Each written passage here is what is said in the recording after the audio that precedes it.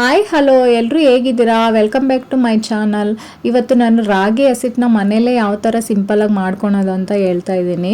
ನಾನು ಯಾವಾಗ ಈ ಥರನೇ ಮನೆಯಲ್ಲೇ ಮಾಡ್ಕೊತೀನಿ. ನಾನು 6 ತಿಂಗಳಿಗಾಗೋಷ್ಟು ಸ್ಟೋರೇಜ್ ಮಾಡ್ಕೊತೀನಿ. ನಿಮಗೂ ಯೂಸ್ಫುಲ್ ಆಗ್ಬೋದು ಅಂತ ಈ ವಿಡಿಯೋ ನಿಮ್ಮ ಹತ್ರ ಶೇರ್ ಮಾಡ್ಕೊತಾ ಇದ್ದೀನಿ. ಪ್ಲೀಸ್ ನನ್ನ ಚಾನಲ್ನ ಸಬ್ಸ್ಕ್ರೈಬ್ ಮಾಡಿಕೊಂಡು ಈ ವಿಡಿಯೋ ಪೂರ್ತಿಯಾಗಿ ನೋಡಿ. ಹಾಗೆ ನಿಮಗೆ ಈ ವಿಡಿಯೋ ಏನಾದ್ರು ಇಷ್ಟ ಆದರೂ ಒಂದು ಲೈಕ್ ಮಾಡಿ, ಕಮೆಂಟ್ ಮಾಡಿ.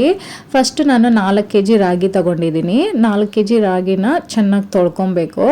ಇದಕ್ಕೆ ಬರೀ ರಾಗಿ ತಗೊಳೋದಕ್ಕಿಂತ ಈ ಥರ ಅರ್ಧ kg ಬಿಳಿ ಜೋಳ ಬರುತ್ತೆ ಅದು, ಆಮೇಲೆ ಸಜ್ಜೆ, ಗೋಧಿ ಅರ್ಧ kg, ಈ 3 ಸಪ್ರೇಟಾಗಿ ತೊಗೊಂಡಿದ್ದೀನಿ.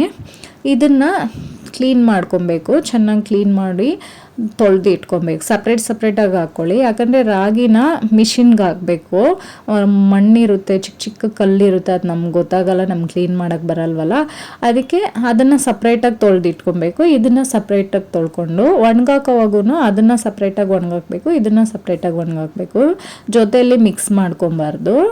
ನಾನು ಈ ಥರ 4 kg ರಾಗಿ ತೊಗೊಂಡಿದ್ದೀನಲ್ವ, ಅದನ್ನು ಚೆನ್ನಾಗಿ ತೊಳ್ಕೊಂಡೆ. ಒಂದು 4-5 ಸರಿ ಚೆನ್ನಾಗಿ ತೊಳ್ಕೊಂಡು ಈ ಥರ ಸಪ್ರೇಟಾಗಿ ತೊಳೆದು ಇಟ್ಕೊಂಡಿದ್ದೀನಿ. ಇವಾಗೆಲ್ಲ ಚೆನ್ನಾಗಿ ಬಿಸಿಲು ಬರ್ತಾ ಇದೆ. ಚಾಪೆ ಏನಾದ್ರು ಹಾಕ್ಬಿಟ್ಟು ಅದ್ರ ಮೇಲೆ ಒಂದು ಬೆಡ್ಶೀಟ್ ಹಾಕಿ ಈ ಥರ ಒಣಗಿಸ್ಕೊಂಬಿಡಿ. ನಾನು ಬೆಳಿಗ್ಗೆ ಒಂದು 10 ಗಂಟೆಗೆ ಹಾಕಿದೆ, 4 ಗಂಟೆಗೆಲ್ಲ ಚೆನ್ನಾಗಿ ಒಣಗೋಗಿತ್ತು. ಇವಾಗ ಕ್ಲೀನಿಂಗ್ ಮಾಡೋ ಮಿಷಿನ್ ಎಲ್ಲ ಬರುತ್ತಲ್ವ, ಆ ಥರ ಮಿಷಿನ್ಗೆ ಹಾಕಿ ರಾಗಿನ ಮಾತ್ರ ಕ್ಲೀನ್ ಮಾಡಿಸಿ ಹಸಿಟ್ಟು ಓಡಿಸ್ಕೊಂಡ್ರೆ ರೆಡಿ ಆಯಿತು. ಅದನ್ನು ತೊಗೊಂಬಂದು ತಣ್ಣಗೆ ಹಾಕಕ್ಕೆ ಬಿಡಬೇಕು. ಬಿಸಿ ಹಂಗೆ ಓಪನ್ ಮಾಡಿ ಬಿಟ್ಬಿಡಬೇಕು. ಬೆಳಗ್ಗೆ ಎದ್ದು ಜರಡಿ ಮಾಡಿ 6 ತಿಂಗಳು ಸ್ಟೋರ್ ಮಾಡಿ ಇಟ್ಕೊಂಡ್ರೆ ಇನ್ನೂ ಏನೋ